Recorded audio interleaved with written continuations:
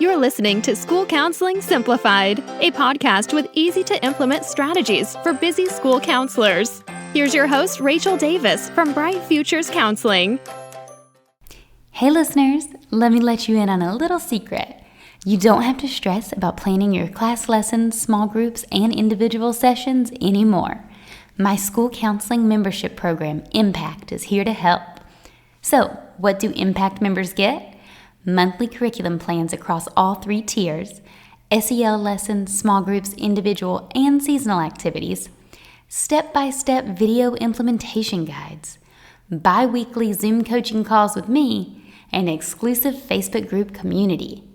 This membership is designed for school counselors who want to deliver the best possible content to their students, but who also want to just press the easy button.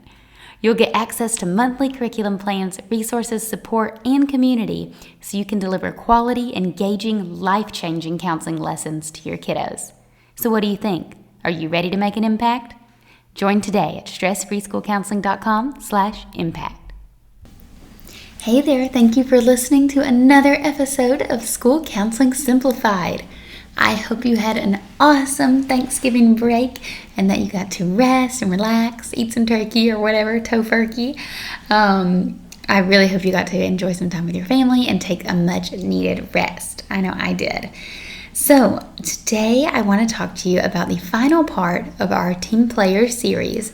So all month we've been talking about how you can collaborate with your stakeholders and be a team player. We've talked about how you can do this with teachers, with parents, with your admin, and finally with students. So you might be thinking, team player with students. But yes, it's a little different than the other ones because the others are like your peers. But I think it's still important to let students know that we are on their team. So I have 6 ways that you can do this. Let's dive in.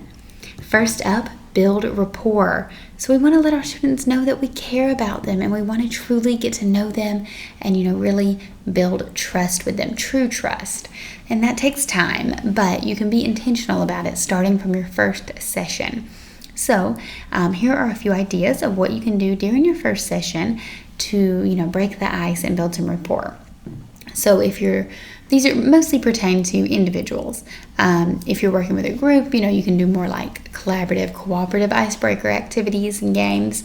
But for an individual, that's when it's usually a little harder because they may feel intimidated. It's just a one-on-one with an adult, and they might feel like they're in trouble or just kind of uncomfortable, especially if they've never been to the counselor before. So some ideas is I like to do things that are hands-on, because just sitting there and chatting is intimidating. So I like to do hands-on, but instead of just like coloring, sometimes I'll just put on music and color mandalas or something, honestly, or do a puzzle. And that's great, and that does get kids talking. It's a good way to build a rapport. But sometimes you can do an activity that simultaneously gives you a little insight into their situation. So what I mean by that is I have 4 examples. First up, Genogram. So I learned this technique in grad school, use it all the time, love it. A genogram is where kids are drawing or writing like their family tree, pretty much. So you could do a tree. I like to do circles, so it kind of looks like a target symbol, like a ripple almost, starting with the middle and then going out. And you do it like a conversation, but basically you're trying to figure out who plays what role in their family. So you write their name in the center of the circle. And then you say, okay, who are the people in your life that you are closest to? So not just family. It can be friends too, neighbors, community members. So like, who are the people in your life that you're the closest to? You're writing it. I'm usually writing it for them. They're just telling me out loud. So they would say like, oh, I'm really close with my mom and my brother. Like, awesome. Okay, so I write mom and brother. And I don't usually pry. I don't usually ask anymore. I might ask, their names, how old they are, something like that. Then we'll go to the second loop. Who's someone that, your second circle? Oh, my cousins and my best friends. Third loop, oh, my teachers and my neighbor. Fourth loop, and then maybe they say dad in fourth loop. And you're like, oh, interesting. Dad's out here and mom's way in there. Maybe then they're like, oh, well, I don't see my dad a lot. My parents are divorced. Something like that. I remember the example when I was first learning how to conduct these was that a student with autism put the mailman like really close in their circle and they don't really know the mailman. So it was just kind of an example of how they were really confused on the exercise, and the like social constructs were a little different for them. So it can be really revealing. It's just a good way to get chatting, like, oh, I have a cousin that's that name too, or oh, I'm also close with my brother. Like, you can disclose a little bit about yourself, to build rapport. You don't want to make it all about you by any means or get too personal, but sometimes I like to share a little bit about myself so it doesn't feel like I'm just picking at them. Like, I can be a little vulnerable as well. And of course, in addition to all of these rapport builders, icebreakers, I always do feelings check. You guys know this. Another thing you can do is, it's called a T That's Me. I don't remember if I made this up or if I saw it on Pinterest like 10 years ago, but basically it's, you draw a little t-shirt, and then the kids can write or draw anything on their t-shirt that represents them. So it's a T That's Me.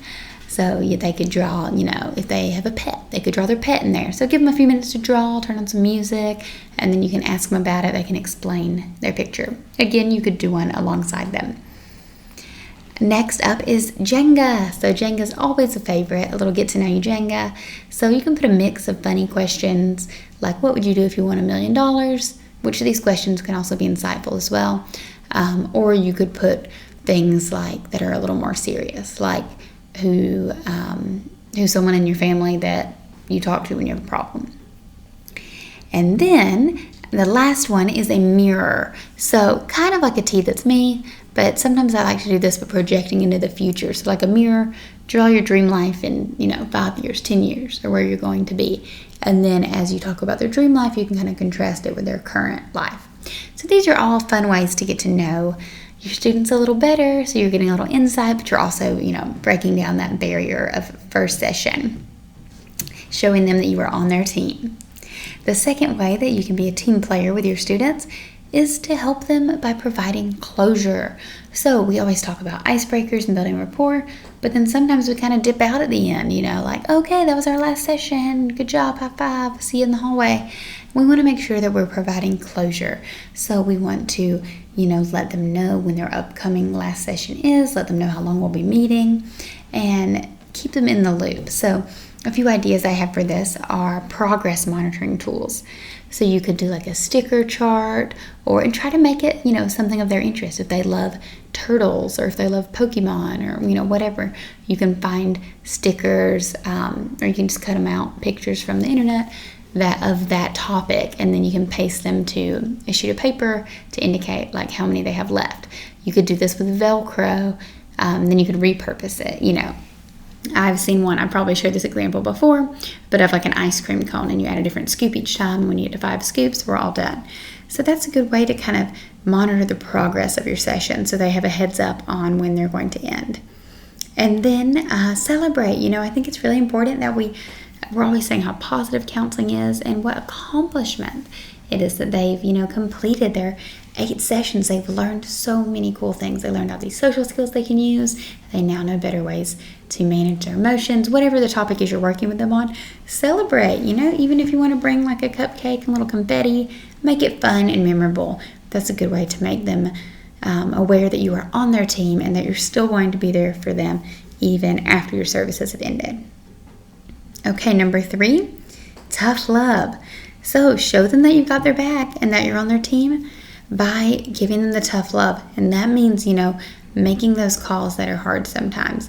So making that call to break confidentiality if you need to report something. You're a mandated reporter, and you need, even, if you have a super close-knit relationship with a student, the priority is always their safety. So that would be an example of that tough love, right? It can be hard to have a hard conversation with them, to maybe, you feel like you need to disclose something to their parent or teacher that they said in order to help them. Number 4, keep it engaging. So we want to show our kids that we're on their team by putting in effort, right? I know it's hard, and sometimes it's a lot easier to pull out a worksheet or to just show a video or something than to come up with like a really cool escape room or to make a really engaging scavenger hunt or something.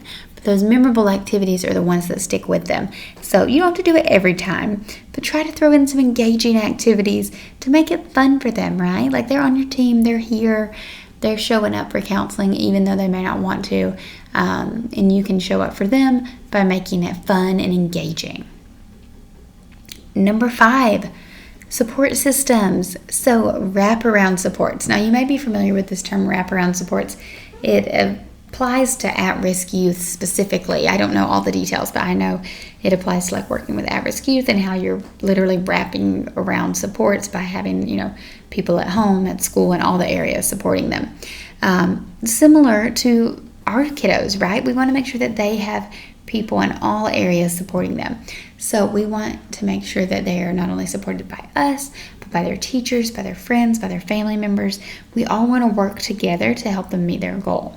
So for example, if we're helping them regulate their emotions and self-regulation, then instead of them just hearing it from us once a week during our session, it's great if the parents have, some literature they can go over with the kids at home, like kind of homework.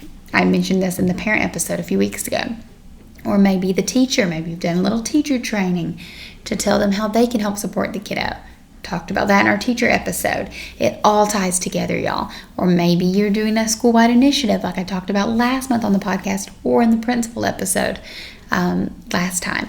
So that's why it's important to make sure the more people that are on board, the more the student feels supported. And that's how we're showing, hey, we're all on your team. We're all here for you. One of my go-to sessions in a group is a identify your support system. Almost every group, regardless of topic, I love to have a identify your support system session where we talk about who's in their support system. And if they can't name anyone, you help them find people and you let them know you're in their support system. Because, it's just like, that would be like being a baseball player but never practicing, right?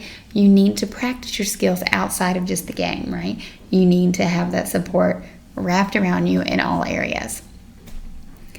And finally, the last way you can show your kiddos that you're on their team is to, you guessed it, empathize. This has been my number 6 reason on all of the categories of all the stakeholders.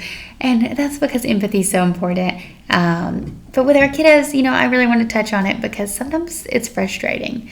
Sometimes we're not seeing the easiest, most well-behaved, star students, right? We're seeing the kiddos who need a little support, a little help. Maybe that's why they're in counseling. And it can be frustrating. Sometimes they're pushing our buttons, testing our limits. We can be having those really tough, emotionally straining days. But we need to empathize with our kiddos, even if they're frustrating us, but especially if they're frustrating us. Especially if we're feeling frustrated with them, that's when it's the time to say, let me step back and empathize. How might they be feeling right now?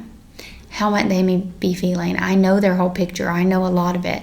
And I know this stuff's going on at home, or they're having this issue at school, or maybe something happened in class today. Let me take a step back, not take this personally, and really empathize with them. That's how I can show them that I am on their team.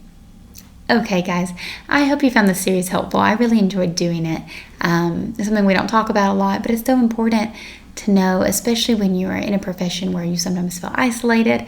Know that, we're all here together, we're all working as a team, and we're all here with the same goal in mind of helping our students. I hope you have a wonderful week, and I will talk to you next time. Thanks for listening to School Counseling Simplified. You can find the links from today's episode in the show notes. If you'd like to connect with Rachel, she's on Instagram and Teachers Pay Teachers at Bright Futures Counseling. Be sure to subscribe to the podcast so you don't miss any episodes of School Counseling Simplified. Talk to you next week.